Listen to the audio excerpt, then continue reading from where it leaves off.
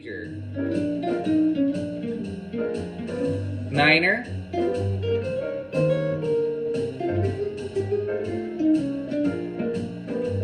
How about major? Minor. Major. Minor. I would recommend looking at my worksheet, the soloing method. And you probably, if you reviewed any of those videos, I talk about that. Major, minor, major, minor, minor, major, mixture.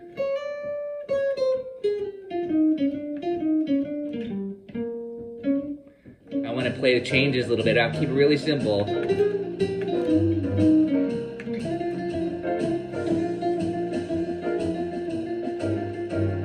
Choosing a note that's common. Minor. Major.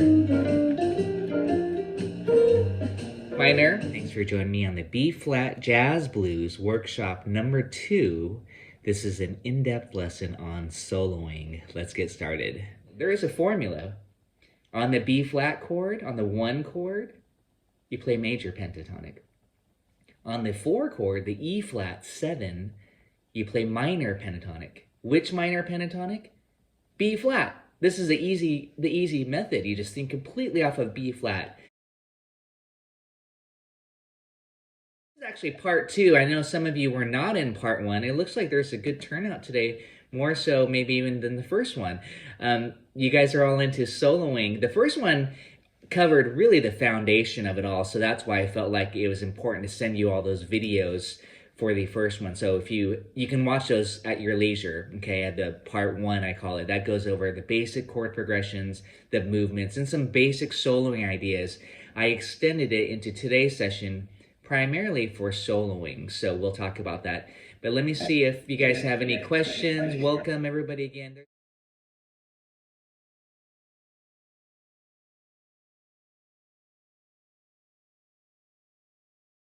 You have a B-flat blues, the very first thing I would recommend is to learn that blues scale, the B-flat blues scale, and that's this. And for guitar players especially, we always use all 6 strings. We learn that minor pentatonic.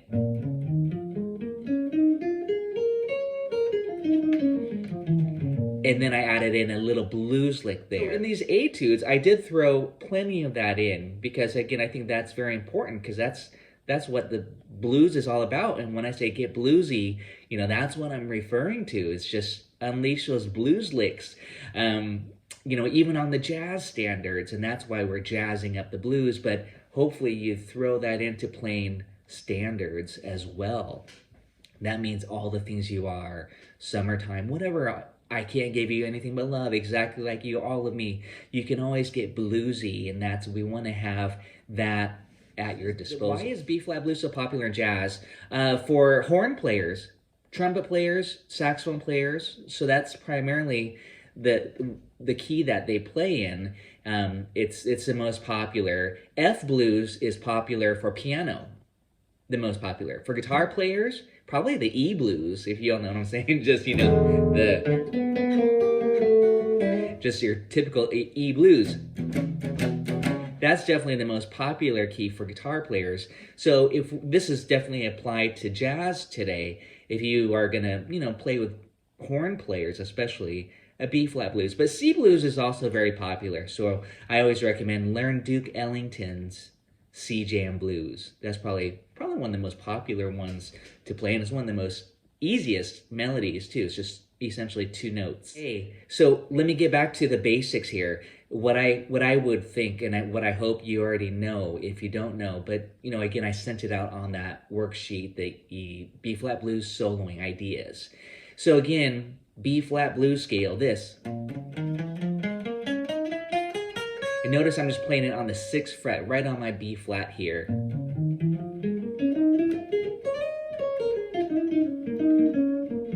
And, you know, noodle around quite a bit. You may put on that backing track and get used to noodling around. Again, if you're not used to that I did throw in these blues licks onto these solo etudes today.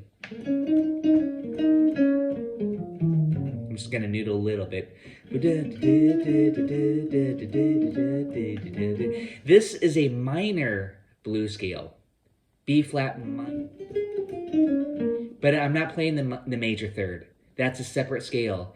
That's the major pentatonic or the major blues, a hybrid.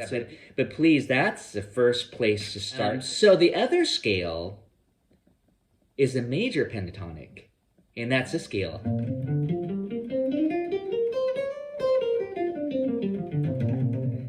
And that's very kind of a sweet, very, okay, the minor blues is kind of what we feel is very bluesy. And then you have the sweet major. So that's where I would recommend looking at my worksheet following method. And you probably, if you reviewed any of those videos, I talk about that. Major, minor, major, minor, minor, major, mixture. There is a formula. On the B flat chord, on the 1 chord, you play major pentatonic. On the 4 chord, the E flat 7, you play minor pentatonic. Which minor pentatonic? B flat. This is the easy method. You just think completely off of B flat. But it really is a hybrid combination scale of both the minor blues and the major blues. It becomes very slippery because you get, on B flat, you have, I'm going to show it to you on the first string here. You have B flat, you have the 2, you have the flat 3, you have the 3, you have the 4, you have the flat 5 or sharp 4, and you have the 5, you have the 6. You have all those notes. It gets kind of really chromatic-y.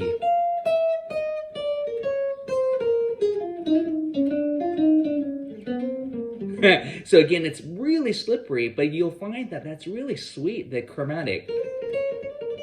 But that's called the hybrid combo scale. That's my nickname for that scale. And I often reserve that for the last 4 bars. To me, that's kind of where it gets exciting at the last 4 bars. Then in the last, sometimes on the last 2 bars, I'll just play some really bluesy licks. Let me do some demonstration. You guys can jam with me. I'm gonna load up my iReal Pro app. Major. Minor.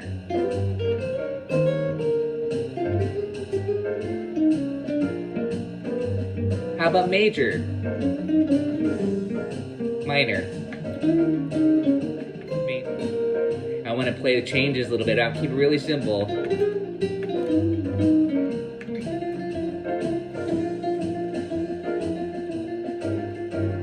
Choosing a note that's common.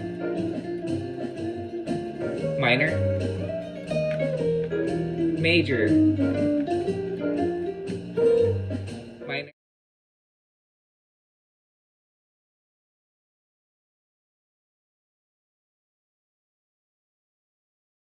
So this is what I'm referring to here. This is just the sample, kind of the template for the easy arpeggio method. And for a jazz player, these are essential. You got to outline the chord changes. You want to be able to play and have the listener hear what chord you're on. That's a very high level of playing besides just noodling around the blues scale. And I don't mean to sound like that's a bad thing, because I want you to do that too. But this is a separate study to where you're doing this.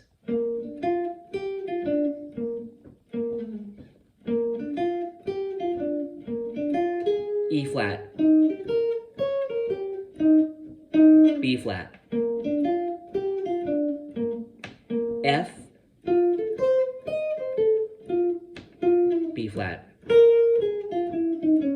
And there I opted to do a blues lick. Like I said, I love to do these little blues licks at the very last 2 bars. That's a 6. It's very 6 are very neutral. 7. Back to the 1. And then you're gonna say, oh, what about the quick change? And then you start to put in you put an E flat 7 chord here, E dim here, B flat. Then you put a 2-5, E flat, diminish, B flat. You know, then you're starting to follow the changes. This is on B flat, major 7, dominant 7, major 6.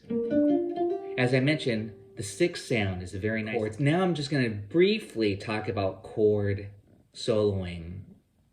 And I know many of you love chords. I know I do. B flat 7, B flat 7, B flat 7, B flat 7.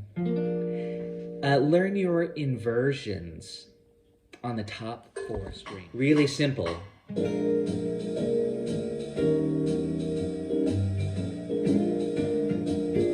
E flat, I'll say it.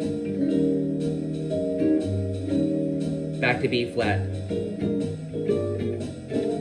F7, E flat 7, and B flat. B flat, E flat, B flat. But really, you want to just get rhythmic.